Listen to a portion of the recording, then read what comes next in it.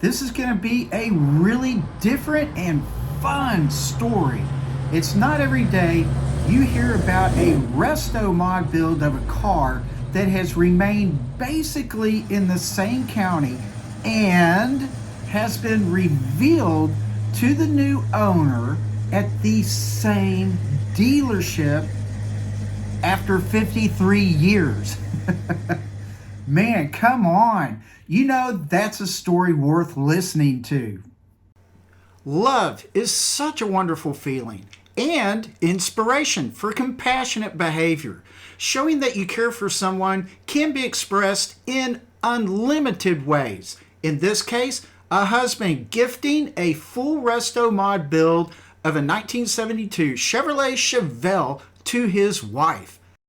Welcome! Thank you so much for joining me. Hope you're having a great day. And I hope you enjoyed this story, hitting that subscribe button and like button. I appreciate it very much. Time now for the 1972 Chevelle reveal story. Here we go. Glenn has taken many years, 16 years, painstakingly piecing together this 1972 Chevelle restoration for his wife. For all of the background information that I have, please go to my prior video titled Resto Wow 72 Chevelle Teardown Engine Work History. Let's go back in time to the bygone days of the 1972 Chevelle.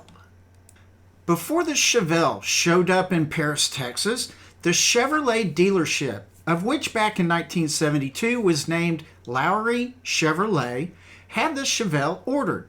It was built at the GM plant in Arlington, Texas, then shipped to Lowry Chevrolet in Paris, Texas.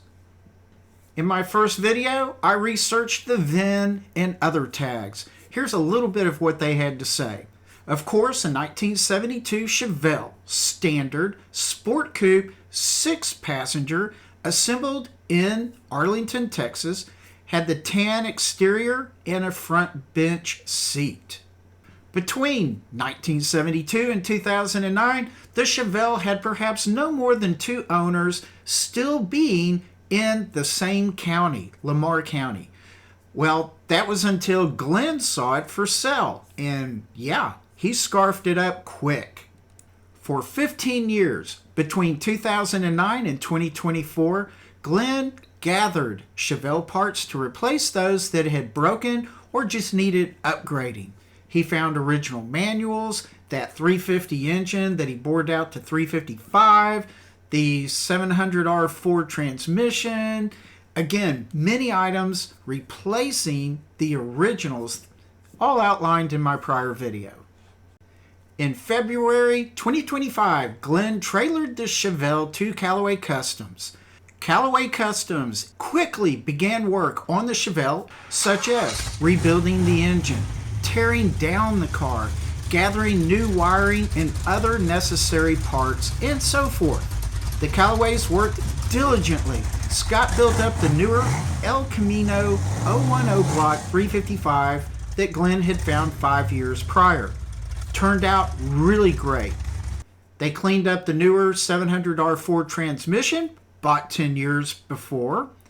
Another little gem was the replacement differential from a 1968 El Camino SS, being a 12-bolt limited slip. All really good upgrades for the Chevelle. By April, once it was completely stripped of every part imaginable, plus all of the main parts accounted for and prepared for future installation, the body was sent off to the body and paint shop, Tubb Restorations. The body of the Chevelle was in fairly good shape, although the front quarter panel was banged up just enough that it had to be replaced with a new quarter. Catching up to December 2025, I had time to visit the Callaways and see the Chevelle completed. The interior was very well done, concerned about all the white in terms of wear and keeping it clean. But it's a really nice looking contrast with the exterior blue and that white striping. New Dakota digital displays were installed and functioning well. The Callaways also installed exhaust cutouts for that raw rumble engine sound we all love.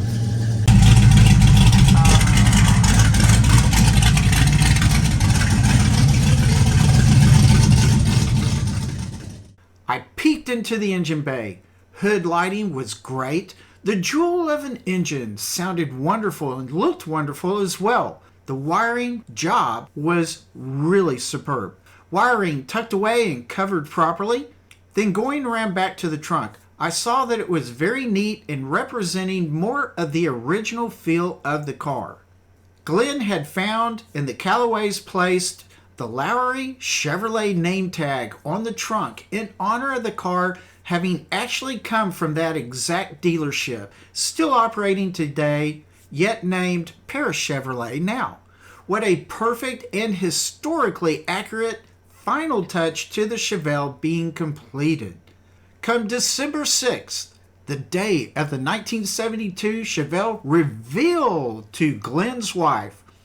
Since the car originated from the very same dealership, it was only fitting that the Chevelle be presented by Glenn to his wife as a gift at the very same dealership.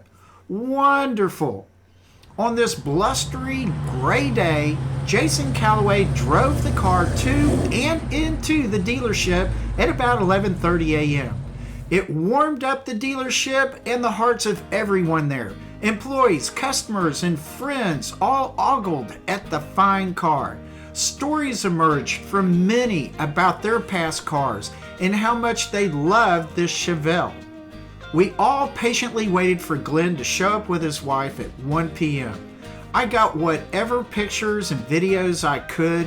We had some lunch and just had a good time at the Paris Chevrolet dealership. Paris Chevrolet was extremely accommodating. I mean it. They were the best, and I know we all seriously appreciated their hospitality. Glenn had told his wife they were dropping by the shop to get some spare keys for another car. Yeah, right. At 12:58 p.m., they arrived. We all anticipated the look of Glenn's wife as she entered the dealership. She came in with the family at her side, and she was shocked. She quickly realized what just happened and gave a huge smile. She navigated directly to the car, checked the engine bay, and proceeded to peek into the interior. She kept her composure very well as she beamed with joy. Scott Callaway joined her to explain some of the dash, steering, ignition, and so forth. From there, it was just a cool, prolonged enjoyment watching a successful 16-year project become something we all got to experience.